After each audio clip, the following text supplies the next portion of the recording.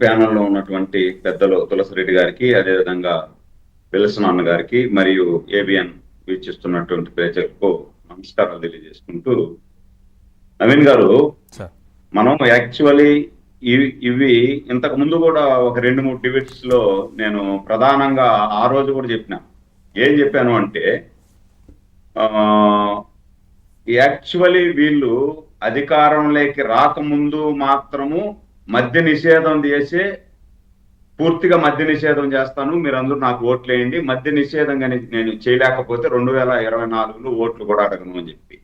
కానీ అధికారంలోకి వచ్చిన వెంటనే గవర్నమెంట్ హ్యాండ్ ఓవర్ చేసి షాపులు గవర్నమెంట్ ద్వారా నడిపిస్తాను అన్నారు. ఇక్కడ 2 అంశాలు మనం గమనించాలి. ఇందాక పెద్దల తులసిరెడ్డి గారు చెప్పింది కానీ ఇప్పుడు కూడా నగదు రూపంలో జరుగుతా ఉంది అనే దానికి 2 విషయాలు. అంటే ప్రభుత్వ దుకాణాలలో నగదు రూపంలోనే పూర్తిగా నగదు, అంటే పేటిఎం, గూగుల్ పే ఏది ఉండదు లేదప్పుడు. అది ప్రభుత్వ ఆధీనంలో జరిగేటువంటి మద్యం దుకాణాలు. ప్రభుత్వ ఆధీనంలో జరిగేటువంటి మద్యం దుకాణాలు ఫోన్ పే, గూగుల్ పే లేకుండా ఓన్లీ క్యాష్ ట్రాన్సాక్షనే జరిగితే అది లెక్క చూపించాలి. లెక్క చూపించేదానికి ఏమి లేవు వాళ్ళ దగ్గర. ఇప్పుడు మనం ఒక కండక్టర్ అనుకోండి, బస్సు ఎక్కిన వెంటనే ఒక టికెట్ కట్ చేస్తాడు, టికెట్ కట్ అయిన వెంటనే ఎస్ఆర్ రాస్తాడు. ఎస్ఆర్ రాసేసినాడంటే ఎన్ని టికెట్లు నేను చేశాను ఏమి అనేది ఉన్నది ముందు. ఇప్పుడు ఆన్లైన్ ఉందనుకోండి, అది కూడా ఆ విధంగా.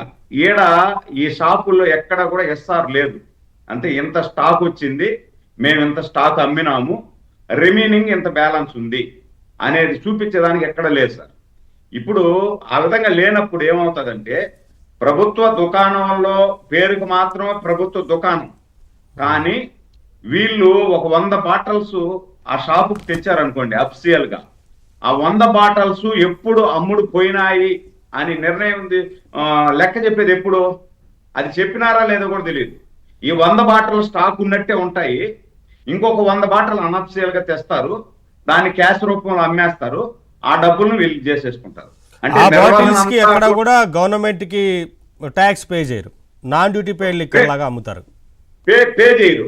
కానీ ఇది టోటల్ గవర్నమెంట్ జీతము గవర్నమెంట్ ఇస్తుంది, షాపు ఎగ్జిక్యూషన్ గవర్నమెంట్ చేస్తుంది, మెయింటెనెన్స్ గవర్నమెంట్ చేస్తుంది, కానీ ఆడ అమ్ముకునే పేమెంట్ మాత్రమే ప్రైవేట్ వాళ్ళకే వెళ్ళిపోతుంది అనమాట. అదే నీకు ఫోన్ పే, గూగుల్ పే ఇట్లా ఉంది అనుకోండి, ఖచ్చితంగా ఎన్ని అమ్మినారు, ఏమి, ఎక్కడికి వెళ్ళిన డబ్బు అనేది క్లారిటీగా లెక్క వచ్చేస్తుంది. కానీ ఈ విధంగా జరిగిన దాంట్లో, ఇప్పుడు శర్మిలమ్మ గారు చెప్పిన దాంట్లో నిగూఢ అర్థం ఏమంటే, ఈ విధంగా జరిగింది, మీరు 3,500 కోట్లే చూసుకుంటున్నారు. 3,500 కోట్లు అనేది అది సైడ్ డిష్, అంటే ఏమంటారు, మందు తాగేటప్పుడు సైడ్ డిష్ వాడతారు చూసినారా, ఆ విధంగా మాత్రమే పరిగణించాలి దాన్ని 3,500 కోట్లని. కానీ పెద్ద ఎత్తున కోట్లాది రూపాయలు, 1,00,000 కోట్ల రూపాయలు చెప్పారు శర్మిలమ్మ గారు, 1,00,000 కోట్ల రూపాయల వరకు అవినీతి జరిగింది. దీంట్లో లెక్కలేనటువంటి మద్యాన్ని అమ్మారు, ట్యాక్స్ గవర్నమెంట్ కి రావాల్సినటువంటి ట్యాక్స్ కూడా గవర్నమెంట్ కి రాకుండా అమ్మేశారు, వీళ్ళే సొంతంగా చేసేసుకున్నారు అని దాన్ని తేల్చండి అని డిమాండ్ చేశారు. వారు చేసినటువంటి డిమాండ్ ఖచ్చితంగా మనం కూడా ఇర్రెస్పెక్ట్ ఆఫ్ పార్టీస్ ఏకీభవించాలి.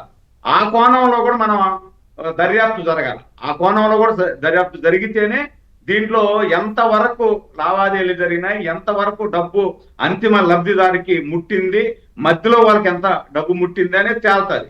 అట్లా లేకుండా మనం ఈ 3,500 కోట్ల మీదనే చూపించినాం అనుకోండి. మొన్న 66 కోట్లు సీజ్ చేశారు.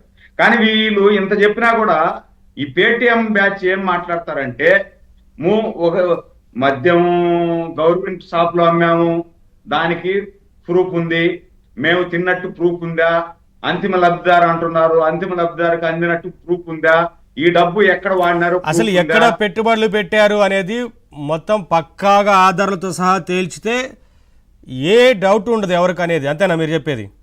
అది అంటే నేను అనేది ఇది చాలా, కానీ ఆల్రెడీ టెక్నికల్ ఎవిడెన్స్ అంతా గ్యాదర్ చేశారు కదా, ఎక్కడెక్కడ పెట్టుబడులు పెట్టారు, ఎలా తరలించారు, అలాగే ఏ ఏ కంపెనీల్లో వీరు పెట్టుబడులు పెట్టారు, ఇవన్నీ కూడా టెక్నికల్ ఎవిడెన్స్ తో సహా సాధించారు కదా అంతా.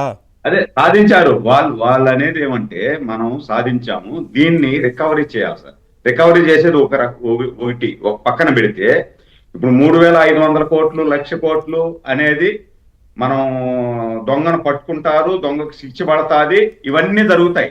కానీ దీనికన్నా విలువైనది 30,000 మంది ప్రాణాలు. 30,000 మంది ప్రాణాలు విలువైనది. ఈ 1,00,000 కోట్ల కంటే విలువైంది. దాదాపు సగటు 40-45 సంవత్సరాల వయసులో ఉన్నటువంటి బిడ్డలు లివర్ పోగొట్టుకున్నారు, కిడ్నీలు పోగొట్టుకున్నారు, లోపల పేగులన్నీ కాలిపోయినాయి ఈ నాసిరకం మందు తాగి. 30,000 మంది ప్రాణాలే కోల్పోయినారు. ఈ 30,000 మంది కుటుంబాలకి ఎవరు బాధ్యత వహిస్తారు? జగన్మోహన్ రెడ్డి ఆస్తులన్నింటినీ కూడా అమ్మి ఆ కుటుంబానికి పంచాలి, ఆ కుటుంబాలకు పంచాలి, లేకపోతే వాళ్ళకి న్యాయం జరగదు. ఎందుకంటే ఆయన చెప్పే కదా ఈ మధ్య రేట్లు పెంచేసి ఇష్టానుసారం ఆయన పేరు ఎన్నిక కలిగినటువంటి బ్రాండ్లన్నింటినీ కూడా ఈ రాష్ట్రంలో అమ్మనేకుండా చేసేసి ఒకే మద్యాన్ని 4-5 బాటలలో పోసి స్టిక్కర్లు మాత్రమే మార్చినారు. భూమ్ అయినా, స్పెషల్ స్టేటస్ అయినా, ప్రెసిడెంట్ మెడల్ అయినా, ఏదైనా ఒకే బ్రాండ్, కాకపోతే లోపల ఉండే మద్యం అంతా ఒకే బ్రాండ్. పేర్లు మార్చి ఏదో అంత నాసిరకమైన మద్యం అమ్మారు. పేర్లు మాత్రమే మార్చినారు.